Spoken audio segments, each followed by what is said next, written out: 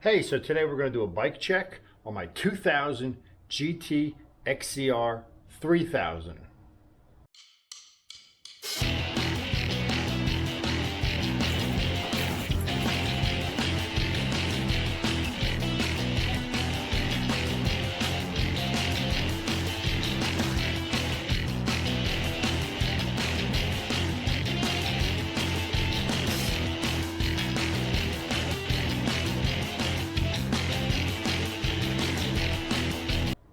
So let's start up here on the cockpit. So we got some ODI grips. They're since I got the grip shifts on here, these are Cane Creek little shorties. They're 90 millimeters, so they're designed to work with the grip shift. So I don't have this super long grip and then the grip shift here.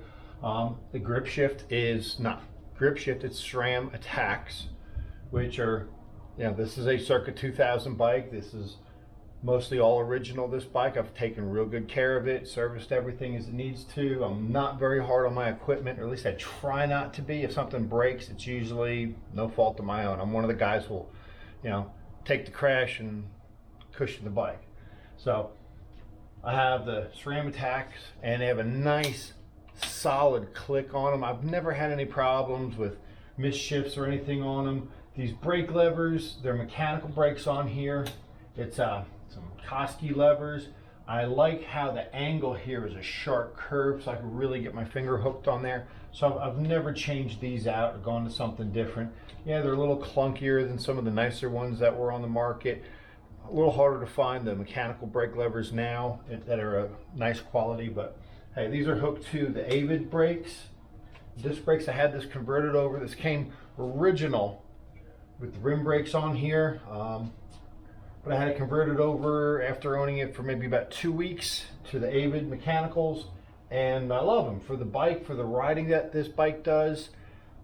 It's perfect. 160 millimeter rotors, mechanical disc brakes. They're simple enough to maintain. You get the dial on the inside to set it, cable on the outside. You set the dial there too. I mean, are they BB5s, BB7s? I don't know. They were the first mechanical disc brake from Avid, and I said, hey, I want them because the hydraulics at the time seemed a lot more clunkier. They weighed more, and really back then everybody was being a weight weenie, so Avid Mechanical it was, and they've been great since 2000. It's been wonderful. So we're going to go to the handlebars, our Wake. I got these from Amazon, just like a lot of people get stuff from Amazon for their bikes.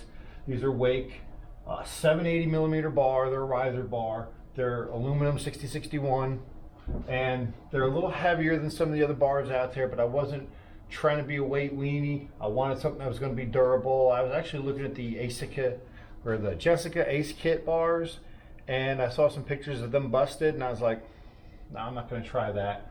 So these bars have been really durable. I've taken them on some really, really gnarly trails. No problems with them, and I'm not a skinny little guy, as you can tell.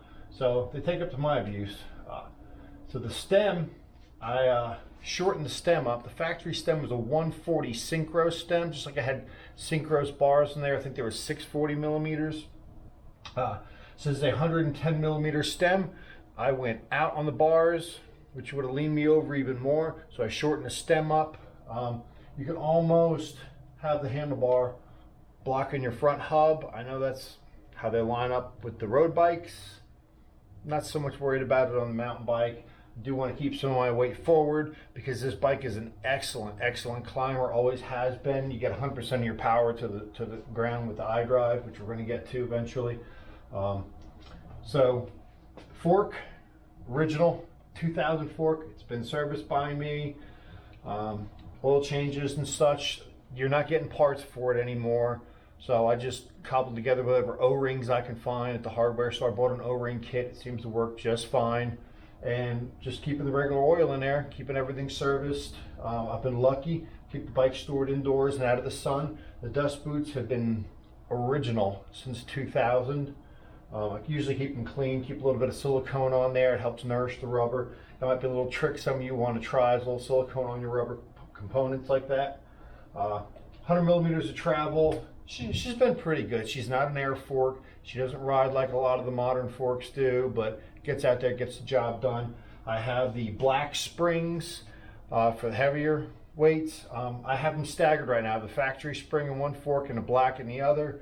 And I kind of like how that rides. It's just supple enough to get all the little stuff and still hits some of the big stuff pretty good. Whereas the other one I found was just too harsh on all the little chattery stuff. So it was kind of trying to find that sweet spot. I mixed up the springs on it. I got a mud guard on here because you ain't nobody if you ain't got a mud guard, riding in the rain and mud and everything. So the wheel on the front, I tacoed the factory wheel really, really good. There was no saving that one. I couldn't even ride. So this is a Sun Ringley with a SRAM hub. It's nothing fancy, but you know, this isn't a bike that sees park use or anything like that. And again, the way I ride, this holds up really well.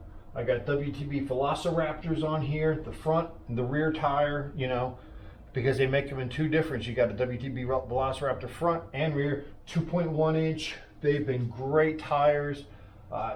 Prior to that, I had some Continentals. I've tried the Vertical Pros, the Survival Pros, and I just always wanted to try the Velociraptors. I tried the Velociraptors and I love them. They're great. You know, I was going to try some different tires on there. They went up on my granddaughter's bike instead, just happenstance. So stay tuned for her bike check and we'll see what's on there. So we come down here. The cranks are the factory Shimano Holotex, the LX. So not as light as the XTs and all that stuff, but they're a good durable crank.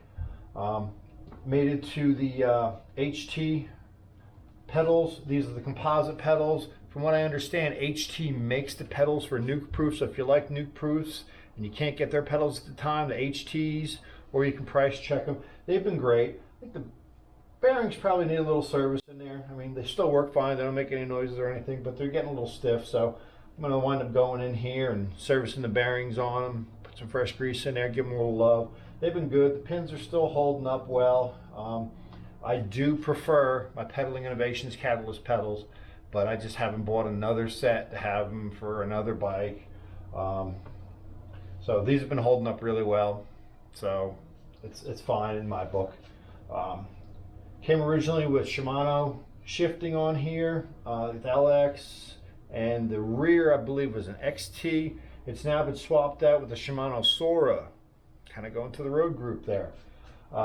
But hey, the shifting's great and all. And if you see my video on the rear mech hanger, I've replaced out the wheels and the blue. It's great. The performance has been fine with them. The shifting's still good and crisp and smooth. And it's a nice little accent to the bike, nice little flare back there. The rear cassette here is an 11 to 34 Shimano. I believe the factory was an 11 to 30, so I wanted to get a little bit bigger on the granny gear, and 34 was it. It was just basically worn out. The chain would hook on it. It was just a shot. So no matter how I maintained it and everything over the years, and you know, I don't know how many cassettes or chains I've been through on this chain. Speaking of which is a Shimano. I have a video where I installed it on that. It does not have a master link on it. It is a straight pin, and you drive the pin in and snap her off, and it works great. The shifting on this bike is super smooth and great, and I really like it. The rear wheel is the Mavic that came factory. The XT hub on it is the factory hub, although this has seen a little better days. The bearings got a little neglected over the years. They're just a loose ball bearing in there, and the race is starting to get a little chewed up. So what I'll probably wind up doing is getting the same wheel to match the front, because I've been more than happy with that.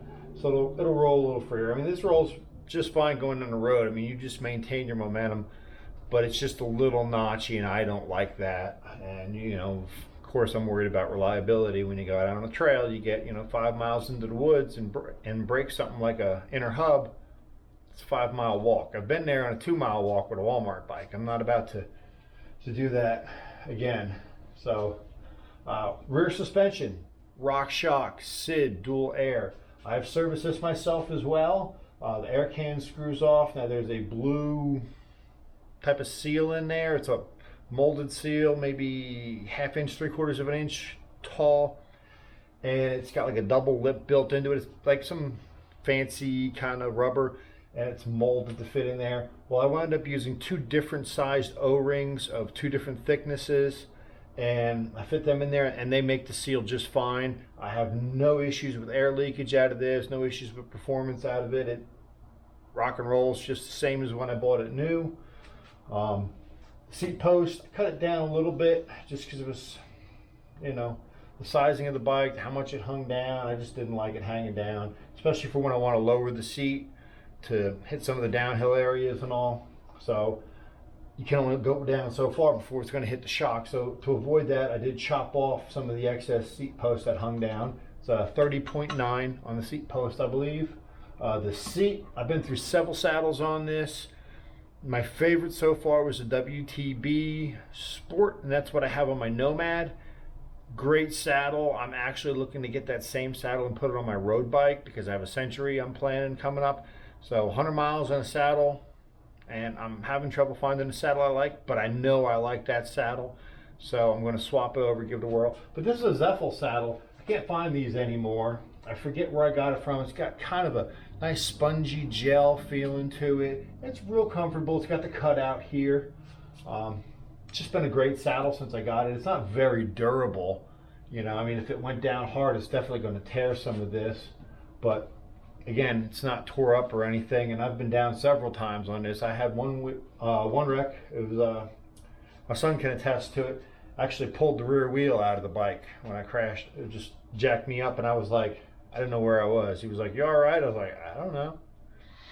I got a little under saddle bag here because, again, I take this out for some light trail days. Maybe I only have an hour or 2 to spend out in the woods, so I can ride my water bottle, throw my multi-tool in the pack, little pump, and away I go. And I'm basically self-sufficient. I can get myself out of most little situations, and it works really good. So again, I've been an original owner on this bike since 2000. I'm going to leave a link in the description below for you to click on if you want to see the actual build sheet of the bike. I'm going to be doing build sheets on all the bikes that I review or do overviews of, and it's going to link to my Google, so you just click it, it'll pull it up, and you can actually see all the components listed on there, how I've changed it, or if it's a factory bike I'm doing, you can see the build list on it from the manufacturer. But hey, you know, 2000 GT XCR, I know there's kind of a big cult following on GTs, so I hope you guys like this video. It's been a great bike, many years of service, many miles. I did have it put up for a few years. Don't get me wrong, I did have it put up for a few years while I raised a family, but she's back out, and you know, in the meantime, she did do some road cycling, commuting back and forth to work. Had a good time with that. But hey, she's back on the trails. That's where she loves it. And this adaptation to the stem and the handlebars made a huge difference in the bike. Much more control now. She handles better. It's really brought the bike into its own. It's an extra large size frame, by the way. I did not mention that. It's an extra large size. I stand 6'3", so 780 bars, which I'm still debating cutting it down because I do like to take this bike out on the tighter trails.